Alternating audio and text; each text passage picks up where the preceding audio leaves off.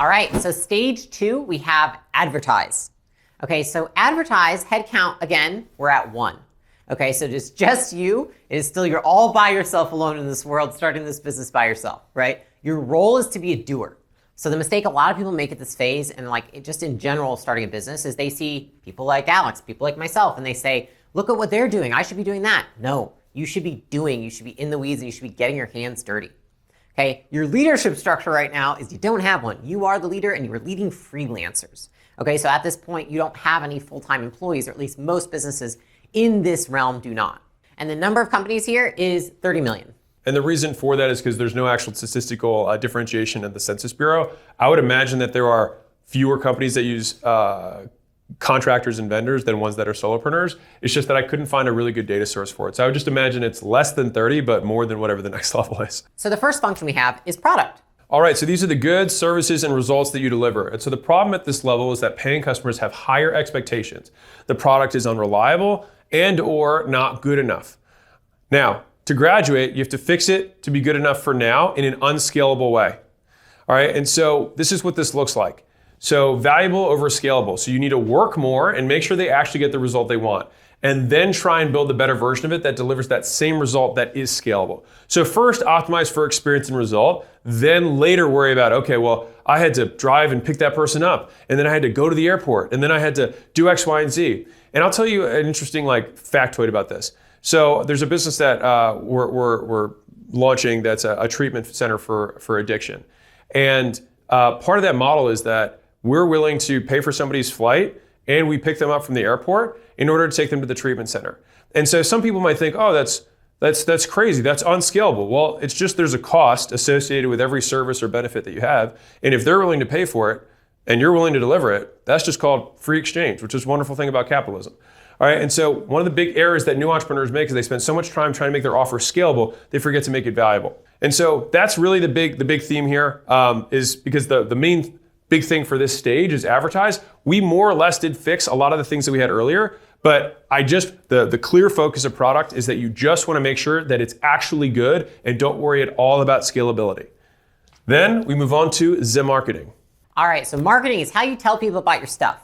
The constraint at this level is that your lead flow is inconsistent. It looks like this, and it's a lot of times because you're stopping and you're starting. If you're the one that's creating the leads, then often what happens is you are inconsistent, so lead flow is inconsistent, right? And so to graduate from this level, we want to live by the rule of 100 and prioritize advertising daily.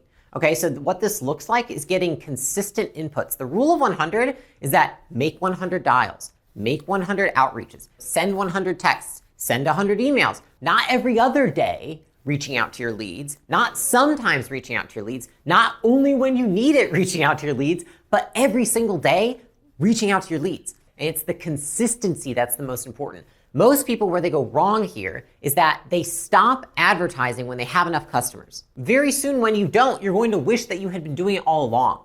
And if anything, right, even if you have excess demand and excess leads, that's going to create good problems later. You can figure out what to do with those later. The point is you want to get consistent with generating those leads so that when you do open up capacity, when you can take on more people, right, you actually have people interested in buying your product. We call this the core 4, right, which is this is the 4 ways that you can reach out to people. There's warm outreach, was what I just talked about and what I referred to, and this is the most common one. But there are 3 other ways that you can practice the rule of 100, right? There's cold outreach. Means, okay, these people don't know who I am and I'm going to reach out to them. This could be people on LinkedIn when you use a filter to search for people. This could be people that follow your friends on Instagram. This could be friends of friends on Facebook. This could be people that don't know you at all and you just buy a list from somebody. So those are the one-on-one ways, which is private. All those are private communication, text, email, knock on doors, whatever. One to many is you post content to people who know you. And so the reason it's roll 100 is you spend about 100 minutes a day on content. And so that includes 2 things. One is you make the post, you have to make the post. And then on top of that, you want to use your outreach attempts on people who liked it, on people who commented, and you can then take the remainder of that time to make 50 or so comments or even 100 comments on other people's posts that advertise to your same audience. And the objective is to have the best comment on that specific person's thread. So the nice thing is that when you comment inside of a group or you comment on a post, you're actually not competing against the internet anymore. You're just competing against the other people who made a comment. So it's much easier to win if you just take an extra minute. And that's where you get other people who engage with you, and then they like your comment, and then you can message them. And so all of this is to create some sort of engagement so that you can start conversations, start dialogues. And then finally, the most leveraged way of doing this in terms of advertising that one person can do is that you run paid ads. So the rule 100 would be like, if you're starting out, you spend $10, spend $50, spend $100 per day. And the 100 part is about the amount of time you allocate towards those ads. So the money takes no time to spend. It's how long am I going to spend looking at new hooks, researching and making new creative, posting that, writing that content, posting it, and then blasting it out. So again, if you are at this point right now where you need to do this for marketing, go ahead and literally screenshot this while you're going through this course so that you understand how that applies to each one of these from the core 4. So to graduate marketing, right? Lead flow is inconsistent because you're stopping and starting. You need to now live by the rule of 100 and do this every day. And so next, we have sales. All right, so at this level, this is how people exchange money for your stuff, right? So sales conversions are inconsistent. And so to graduate, you need to nail a script and a process for setting and closing. So this is obviously under the assumption that you sell customers, one-on-one, which is 78% of businesses. But if you have a checkout page, it'd be a little bit different because then it's really just optimizing the checkout page for conversions. But for the sake of this, since the vast majority of businesses do just sell this way, I use the closer framework, which is an acronym for clarify why they took action and showed up, label them with a problem or plan that you want to solve, overview their past pains and experiences. You sell them the vacation, not the plane flight. Explain away their concerns once you've made the offer, and then you reinforce the decision. And so fundamentally, if I had to give you a very easy mental picture here, all we're doing is saying, where are you now? Where do you want to be? What do you think's stopping you? I would like to S, sell you how I can help you overcome this issue. And then within S, I like to have a 3-pillar pitch, which means there's 3 key points that I like to boil or chunk everything up to, which is what are the 3 things that someone needs to be successful? And then I make a 1-line statement, and then I give an analogy or a metaphor. And so the classic one that we had in fitness was fitness, nutrition, accountability. Those are the 3 legs of the stool. If you have 2 of them, the stool falls over. If you just have fitness and nutrition and you don't have accountability, you're not going to do it. Doesn't matter how good the plan is. If you just have fitness and accountability, but you're eating like crap, you're not going to lose any weight. If you just do nutrition and accountability, then you're going to lose weight, but you're going to lose muscle too, and then you're going to gain it all back in the end. And so it's like you have to have all 3. And if you have all 3, you can't lose, right? So then it's like, great, that's the fundamental argument. And then you say, okay, so for fitness, and then you make the explanation. For accountability, it's like, hey, have you ever, when you were a kid, you were trying to brush your teeth and you never wanted to do it. And your parents are like, hey, you got to go brush your teeth. You're like, fine. And you brush your teeth. And then now you're an adult. Do you brush your teeth? Yes, of course I brush my teeth. So what we did is we took external accountability to create the habit, and then eventually it became internal accountability because the habit was created, then you do it without your parents yelling at you. And so that's all we're going to do with fitness, right? And so you want to have a little analogy like that you can use to explain each of the core components of your 3-pillar pitch. Now, mind you, the 3-pillar pitch doesn't usually take more than like 2 or 3 minutes. And so a lot of times salespeople will take, 20 minutes to do their pitch when people don't care. They care way more about them. So you want to spend the majority of the time saying, hey, where are you at? Where do you want to go? Got it. This is what I'm hearing. Okay, what have you tried so far to solve this? And you go through the pain cycle. We want to keep asking them, what else have you tried? How'd that work for you? What did you like? What did you not like? What else did you try? How'd that work for you? What did you like? What did you not like? And you keep going through that until you've exhausted everything. Because the way that sales works is that you motivate someone to take an action. And the way that you motivate someone is that you increase their deprivation. So if I'm hungry, I'm more motivated to eat. And so if I want to get someone to eat, I want to explain to them or remind them how hungry they are. Maybe me talking about hunger right now. Think about the last time you ate. Think about a pie. Think about like the smell of cookies. Maybe you're in a steak or like a nachos mood right now, right? So right now, all I'm doing is like, when was the last time you ate? Has it been a few hours? Right, so all we're doing is we're talking about the deprivation. We're trying to say, hey, wouldn't it be nice? We're trying to extend that. And so it could be like, when was the last time you had lead flow that was regular? What would it be like if you did have those kind of leads? So what have you tried so far, right? And so all we're doing is we're extending that, and that increases the motivation for someone to take action. So this is me translating the closer framework into questions. So what made you opt in? What made you engage? What made you take whatever the initial action was? What made you open my email? What made you respond to my comment? Okay, and so they say they have some sort of problem. Got it. So it sounds like, this is label, like you'd like to be here. Is that right? You're labeling, this is where you want to go. Okay, cool. So what's got in the way? Got it. What else have you tried? How'd that work for you? Cool. 3-pillar pitch, which we covered. And then now we're in the E and R. So the 3-pillar pitch is sell. Then E and R is explain away their concerns. So the concerns are typically going to be time, like I'm busy right now. Stall, I don't like to make decisions, like give me a couple days to think about it. Money, this is too expensive. Preferences, I don't like this particular thing. I'd rather get your results my way. The last one should be decision maker, which is basically they give the decision-making power to somebody else. This should say authority. That's on me. And so fundamentally, those are the things that you have to overcome to get someone to make the decision today. And then after that, the R is that you want to sell them on the idea that they made a great decision and reinforce that by having a beautiful offboarding experience or onboarding into the next step for CS. For those of you who have to set or have a two-step sale, I'll just give you a little bit of tactics here. This is the AAA framework. So if you need to set and you have a two-step sale, we break this into two parts, CLO and AAA. CLO is the first three. So you don't want to sell if you're setting. You're just saying, hey, what's your problem? Where do you want to go? Label the gap and the obstacle that they've tried, and then overview their pain. And right when they're like, oh my God, I'm starving, you're like, you know what? I think you'd be a good fit for this. Let me set you up with John. So you basically blue ball them, or you get them really hungry, but you don't provide a solution so that it increases the likelihood they want to show up for the next thing. Now, during the actual conversation, I like to use the AAA framework, which is while you're basically circling between questions, you're just like, okay, got it. So I'm hearing X, Y, and Z. Is that right? Okay, that actually makes you just like some of our best customers. And so then you ask and answer the next question.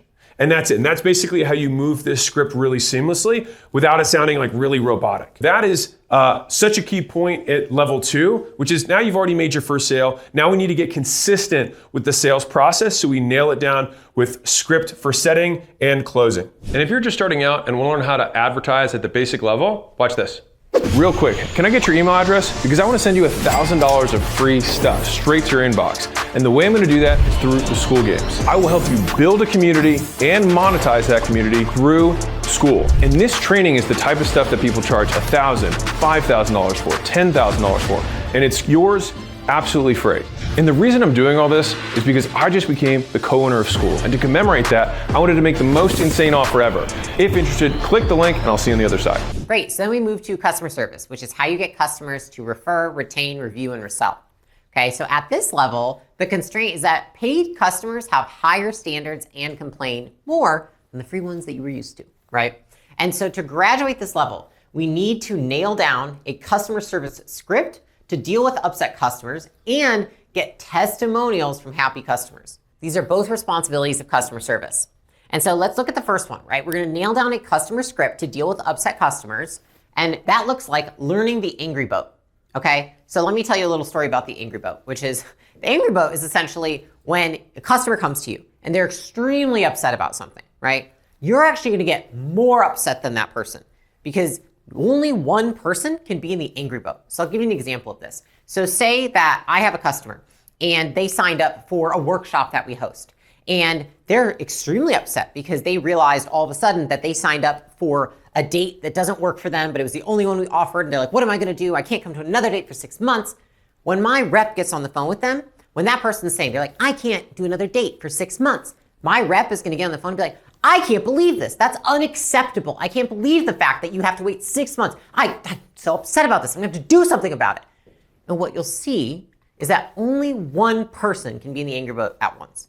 So that customer is suddenly like, oh, shoot, they're upset. And they're gonna start to back off because only one person, whoever is the most upset, is gonna be the one in the angry boat. And what you will see is that the other person is going to cry and almost backpedal on what they were saying. And that customer's like, oh gosh, no, like fire somebody, do what? No, don't do any of that. Like, it's not that big of a deal, geez. And they're gonna start to backpedal on what they were saying. What's the most frustrating thing, if you think about when you're a customer, is when you call somebody and you're upset and they're like, yeah, I don't know if we can do anything about that. And you're like, what the heck, man? Like, do you even give a crap about me? And so don't be that person. Instead, learn how to get in the angry boat so that they get out of it. Which leads us to the HEAR framework, right? So what is the HEAR framework?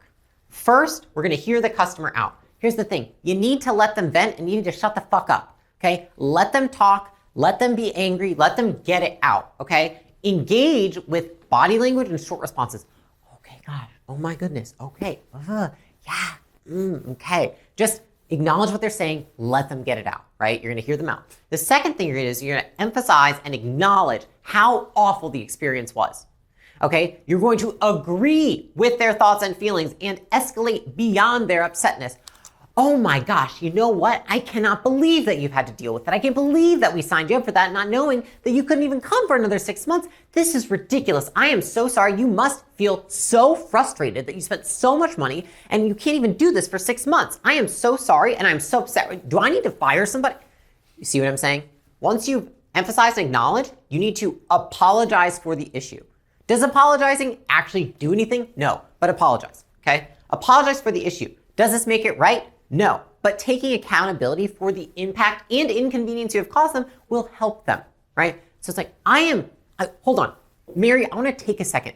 I am so sorry. This is unacceptable, and I deeply apologize that you're having this experience. Does that do anything about what's gonna happen next? No, but she wants to hear you beg and plead for her acceptance of the apology, okay? Which brings us to the last part, which is R, resolve the issue. Work with the customer to resolve the issue rather than working outside of the customer because you want to ensure that they like the solution. You know what, Mary? Let's work through this. I want to work with you to figure out what we can do to make this right. And so I've got 3 things that are top of mind for me, right? 1, I could refund you, but you know what? I don't want to refund you because I know you actually want to do this.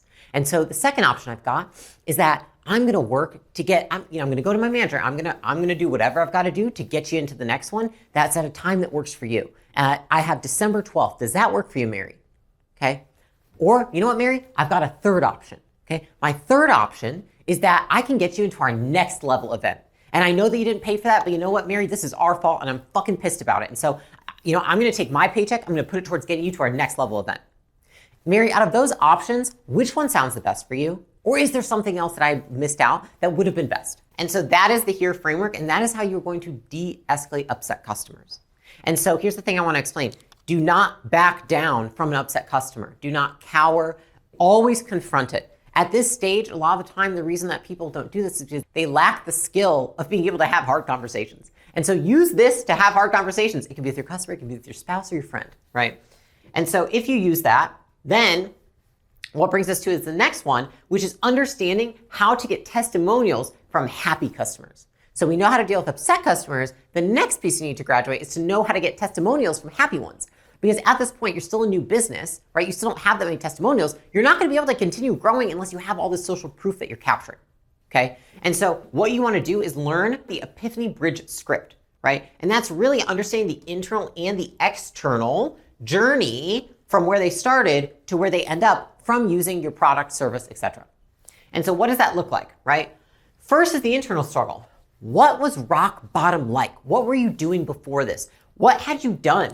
What did you have to do that you hated? What were the things that you wanted to do but you couldn't, right? So if it's somebody that's losing weight, it's like, what did it feel like? The fact that you couldn't wear a bikini at the beach. Tell me what it was like when you felt like you couldn't even look in the mirror. You're thinking about what did it look like before. Then you've got the external struggle, right? What were your objective metrics? I was 250 pounds, right? I was eating 3,000 calories a day. I was a size 45 waist, right? And so it's all the objective metrics. We've got how it feels internally, and then we have externally, what are the measurements that show us where someone was at? Then we've got skepticism. Okay, Mary, well, what were your main concerns before joining this program? What were your main concerns before clicking on the ad? What were your main concerns before you talked to anybody on the phone?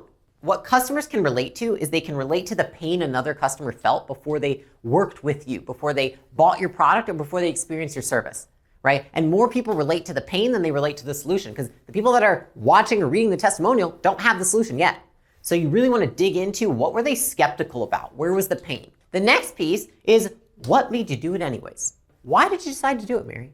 Why did you decide to sign up for my program when there's all these other programs out there? What was so different about it? What made you finally click? What made you actually pay the money? What made you actually take the risk? You can ask, why us, why now? Or why us, why then? And then that can also zero in for them like about your specific or unique differentiator that made them make the decision and why temporally that was important to them in that moment. Exactly. And then once you've done that, you want to loop it all the way back, going from the internal struggle to the internal victory and the external struggle to the external victory, right? What are your objective measures now, right? Mary, what do you weigh now after going through the program? What size waist are you? What kind of clothes do you fit into? Where do you shop, right? And then internally, what has been the best moment that you've experienced since joining this program? What has been your biggest win? What's the thing that you do now that you couldn't do before? Can you wear a bikini? Can you go to the beach? Can you walk past a mirror naked? What can you do now that you didn't used to be able to do? And what things did you hate doing that you don't have to do anymore? And so what pain got taken away? And so if you can walk somebody through the script, and guys, this is under customer service, customer service always has an element of sale, right? When you have an upset customer, you're reselling them on you, right? That conversation is a resell. When you're taking somebody through this testimonial script, again, you're reselling them and re-exciting them about the product that they just used. And so what you want to understand is that whether you are selling somebody into your product, or you're selling someone to continue using your product, or you're selling somebody not to exit your product, you are selling people. And so that takes us in customer service from having paid customers that have higher standards and complain more, to learning how to deal with upset customers and getting testimonials from happy ones. Which brings us to IT. IT is how you store, analyze, and display information. And so the issue at this level, at level 2, is that you have no money to afford tech. Surprise, surprise. And so to graduate, you start using free tech and free trial credits for starter softwares you picked before. So last time we tried to figure out which ones we were going to use. This level, we start using them. You set up your basic site to collect leads and a starter CRM. So this is the Google Suite, the CRM, School. Those are all examples of those things that we referenced earlier. And so what that looks like is that you have to be able to have a place for customers to submit contact information, a way to keep track of prospects and customers, so think sales pipeline. And then this is where basic automation can save you a lot of time earlier on, because in the beginning, you don't have a lot of time, right? So the basic little things you can do, like an automatic response, a text reminders for scheduled appointments, like little things like that can save you huge amounts of bandwidth. I remember when we started in this business, there was no automated texting, so we manually texted all reminders to every person all the time. Online calendars were not a thing yet. And so when leads would go to a thank you page, I had a picture of Layla and a number that said, please text to us.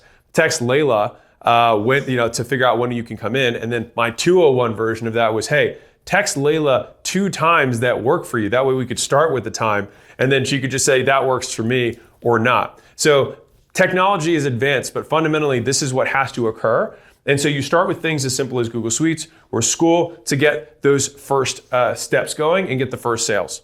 All right. And so that's pretty much all you have to do at IT. If you're like, wow, this is pretty simple. Yes, it is simple. And so the only thing simpler is just not doing it. All right. So you had no money to afford tech, so you use free tech. And now we move on to recruiting. So recruiting is how you find and hire people to work for your company. Okay. And so at this level, you have too much work for part-timers and freelancers. That is the problem and the constraint that you're experiencing. Friends and family can't keep helping you and also have their main job, right? Your mom's like, I can't keep doing your bookkeeping on the side. Your friends are like, listen, I have a full-time job and this is becoming a thing, right? You also become the majority of the freelancers' work. So the freelancers, they actually start to become a constraint because you're like, hey, I'm giving you more work. You're slowing down. Why are you so slow? Why are you not delivering on time? Why is this not getting done as fast? And they're like, listen, I've got 10 other clients. I can't keep doing this as fast as you want to. I can't keep up, right? Your demands exceed what a contractor can deliver on, aka the freelancers as well. And you need to make decisions about who is worth bringing on full time and what roles you need to replace contractors. Okay, so there's 2 things you want to do there. What do you need full time? Because now it has really turned into a full-time role due to volume. And who do you need to replace to bring on as a full-time role? Okay, and so to graduate this level, you want to convert part-timers into full-time employees and make public posts or run ads on job boards to get full-time employees. So when we talk about converting part-timers to full-time employees, right, that means that you're probably going to go to people and you'll be like, so you told me that you don't really like your job. How about you come work for me?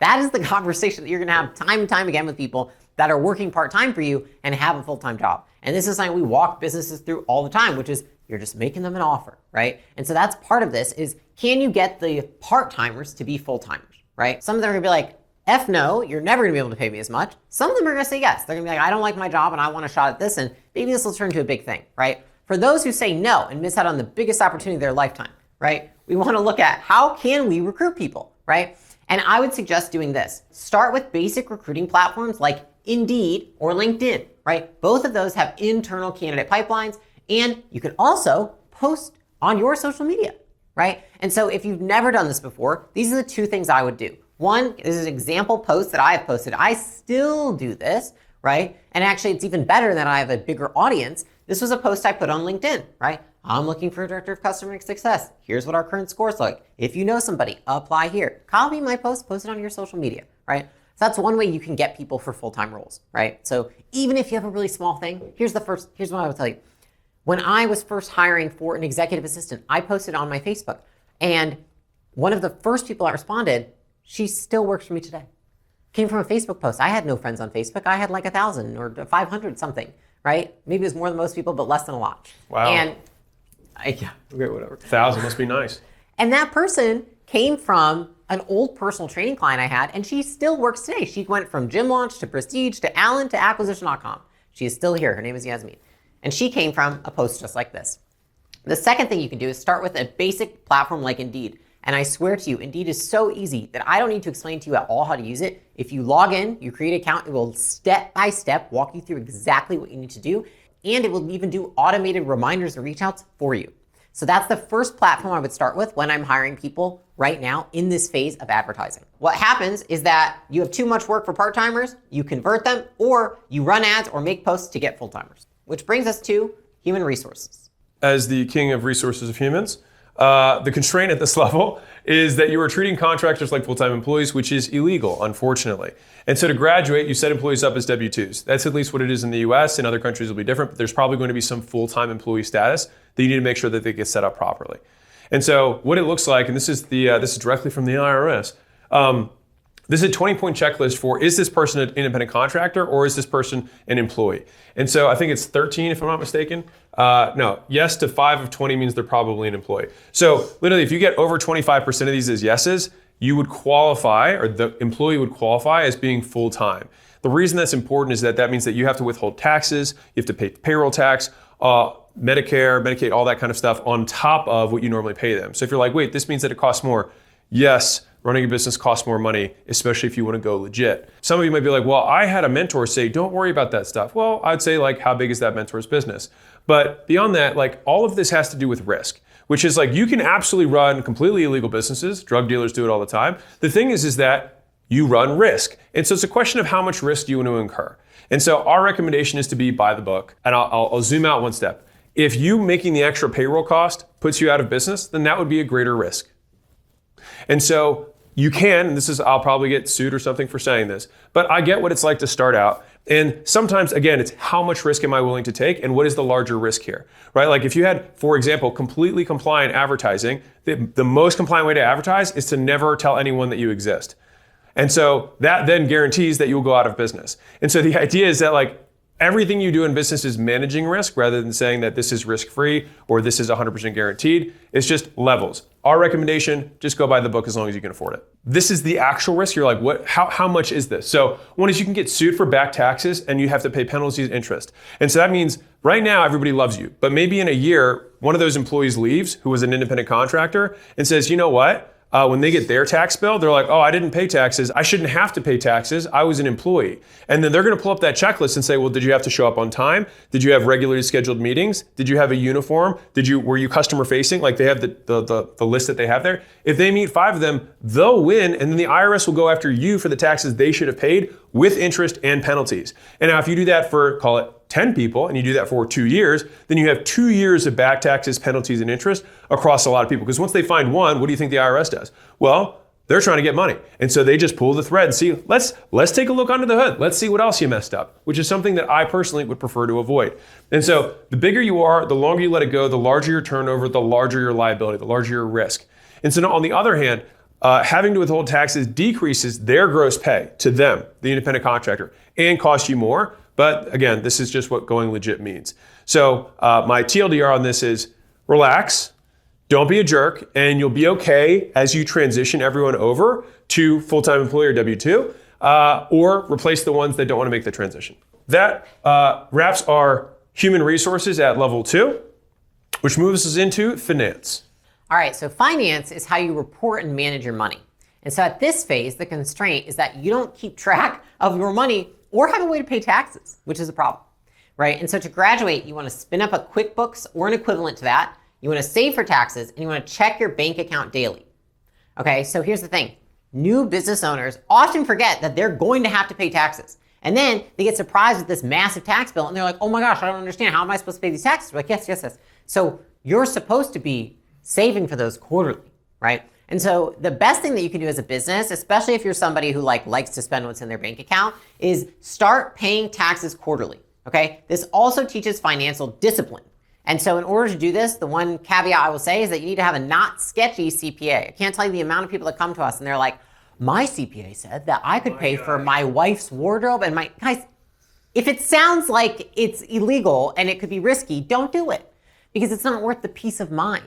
And also, if you're trying to build something legit, act legit. Don't pay for your freaking dog's haircut in your business bank account. Like, don't try to expense a vacation that you made one work phone call for an hour one day. Like, be by the book. And that's something that we have always been just very adamant about for our own peace of mind.